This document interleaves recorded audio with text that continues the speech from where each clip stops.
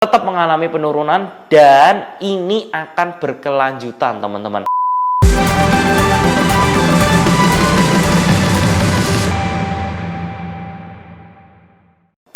Hai, Antoni Darsono di sini. Nah, teman-teman, satu hari sebelum video aku buat, itu Singapura mengalami resesi sebesar 41%. Dan apa itu resesi? Resesi itu adalah penurunan PDB dari suatu negara, di mana negara itu ekonominya yang biasanya mengalami peningkatan, dia itu malah mengalami penurunan. Dan Singapura mengalami penurunan sebesar 41%. Which is teman-teman harus pahami juga ya, kalau penurunan 5% aja itu tuh sebenarnya negara itu sudah pasti mengkhawatirkan gitu loh, sudah sangat-sangat parah. Kok bisa sampai turun 5% itu udah sangat-sangat jelek lah bisa dibilang. Tapi Singapura sudah sampai 41%, bisa dibayangin ya, berarti sangat-sangat parah banget. Dan Singapura emang benar-benar kena banget. Singapura karena terlalu berhubungan dengan China, terlalu berhubungan dengan Amerika. Jadi begitu perang dagang ditambah coronavirus, nggak ada traveler yang masuk ke Singapura, itu pasti jauh banget penurunan dari PDB negara tersebut. Jadi benar-benar sudah bisa dipastikan kalau Singapura ini benar-benar kalah telak karena traveling itu benar-benar ditutup. Jadi Singapura ini benar-benar ibaratnya bakal mati lah sampai setahun ke depan, itu bakal benar-benar penurunan ekonominya tuh parah banget. Nah, terus habis itu apa sih sebenarnya hubungannya dengan Indonesia? Bagaimana orang-orang Indonesia pada akhirnya gitu loh, maksudnya pada tahun depan itu bakal seperti apa? Kira-kira apa yang harus kita perbuat ketika kita melihat Singapura yang seperti ini? Nah, kita tahu juga Indonesia itu punya pulau yang sangat besar, punya barang-barang yang sangat banyak. Jadi mereka itu sebenarnya nggak perlu amat untuk import barang, nggak perlu amat mengandalkan traveling apa segala macam, karena sebenarnya Indonesia ini kaya akan budaya, kaya akan alam yang ada di sini. Jadi sebenarnya Indonesia itu akan baik-baik saja, karena negara-negara yang benar-benar terkena dari COVID ini sebenarnya itu adalah negara-negara yang bergantung banget sama industri travel. Kalau Indonesia karena dia masih kuat di sumber dayanya, jadi dia tidak akan terlalu berpengaruh. Ada sih pengaruhnya, mungkin ya bisa mengalami penurunan berapa persen gitu loh, tapi nggak bakal yang sampai 41% itu nggak bakal gitu loh. Indonesia sendiri kemarin berapa persen gitu, nggak sampai 10%. Tetap mengalami penurunan dan ini akan berkelanjutan, teman-teman. Seperti yang kita tahu, penanganan COVID di Indonesia itu sangat-sangat minim. Kita bisa tahu ya, kita waktu dulu muncul 100 orang yang kena COVID, itu kita bener-bener udah parno banget. Hand sanitizer sampai mahal banget, masker sampai mahal banget. Tapi teman-teman lihat, setelah 1000, setelah 1500, setelah 2000, orang-orang mulai melonggarkan. Orang-orang mulai, wah kayaknya sudah harus untuk kita tidak lakukan lockdown lagi, untuk kita harus sudah mulai bisa bertemu dengan orang lagi. Karena apa? Karena kalau kita nggak ketemu orang, kita nggak makan. Nah, hal-hal yang seperti itu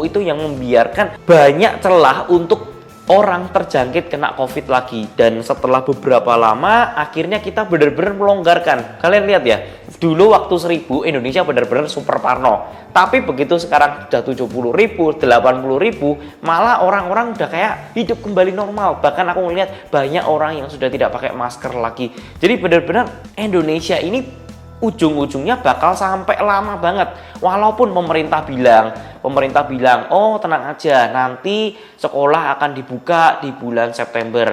Tapi ternyata diundur lagi ke November. Nanti begitu corona sudah sampai 150.000, diundur lagi. Siklus perputaran ini sama sekali tidak akan selesai gitu loh. Sampai akhirnya benar-benar ketemu vaksinnya. Tapi vaksinnya itu bakal sangat lama untuk ditemukan. Bill Gates sendiri memprediksi akan ada vaksinnya itu di September 2021. Jadi bisa dibayangkan ya teman-teman, vaksinnya itu baru benar-benar ada September 2021.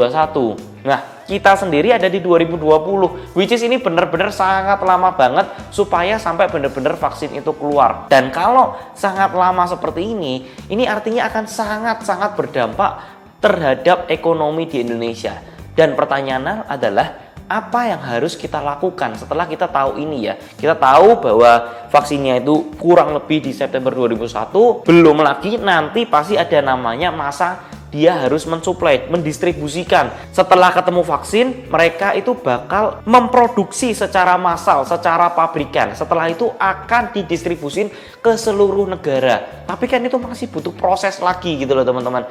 Dan sampai hal itu belum terjadi, kita tuh pasti akan masih mengalami yang namanya the new normal. Sebenarnya new normal itu adalah omset kita akan berturun berapa puluh persen gitu loh.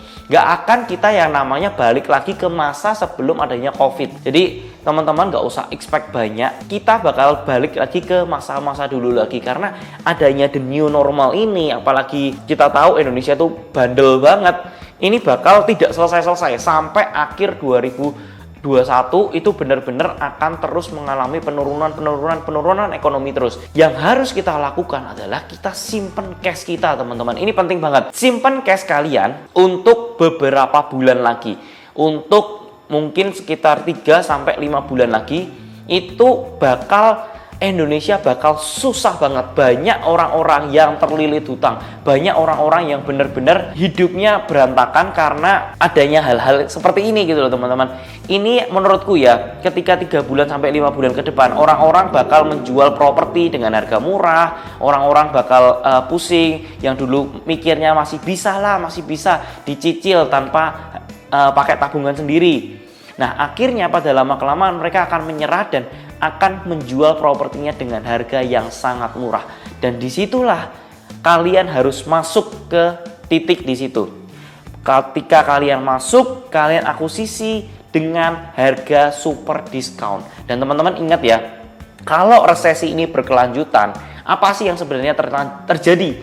Nah, setelah adanya resesi, kita tahu juga nanti akan timbul inflasi yang gila-gilaan. Kenapa? Karena gini, pada logika sederhananya, kalau misalkan suatu negara itu tidak perform terus, ya kan?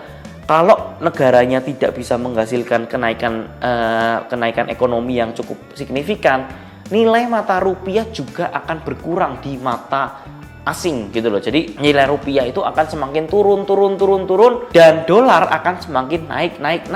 Nah, ketika rupiah itu turun dan dolar itu naik, apa yang terjadi teman-teman? Orang Indonesia akan parno dengan rupiah. Dengan parno dengan rupiah, dolar akan semakin diburu sama orang-orang Indonesia, semakin naik lagi, dan rupiah itu akan semakin melemah. Indonesia masih sangat berpengaruh pada impor barang-barang luar.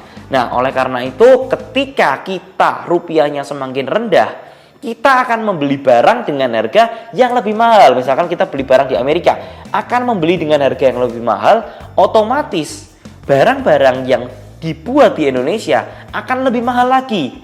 Sedangkan Indonesia sudah mengalami resesi, orang-orang sudah banyak kehilangan pekerjaan, dan orang-orang yang harga normal aja sudah nggak bisa beli, apalagi harga bahan baku yang kita impor dari luar itu juga naik, akan membuat ekonominya tuh semakin berantakan lagi. Udah yang harga normal nggak bisa beli, ada inflasi, makin nggak bisa beli lagi, berkelanjutan lagi, orang-orang nggak bisa beli, pengusaha yang dulunya bisa jual banyak karena sudah mengalami inflasi gila-gilaan nggak bisa jual lagi, terus kayak gitu gulung gitu, sampai akhirnya nilai mata uang kita itu sangat tidak berharga teman-teman. Nah, itu yang akan menjadi bahaya, itu yang akan menjadi problem.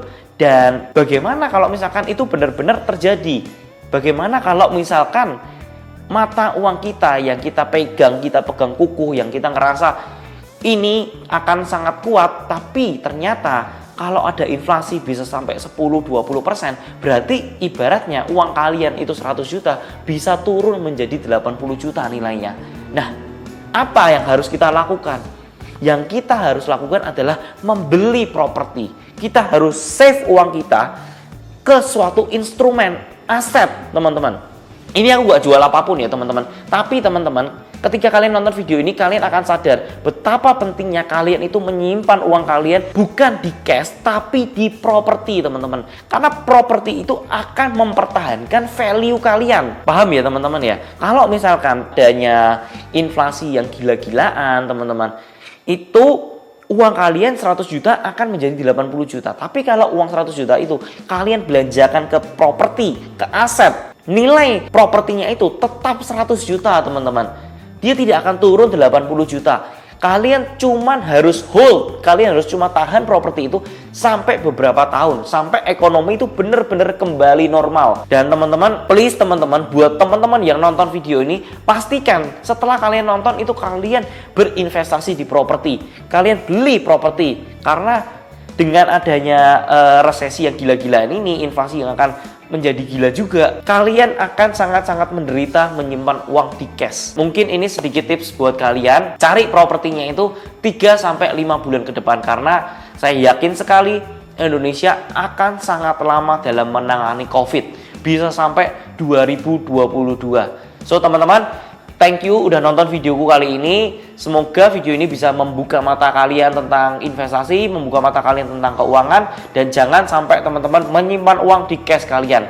So, jika teman-teman suka dengan video kali ini, kalian bisa like, comment, dan subscribe video kali ini. And I'll see you in the next video. See ya!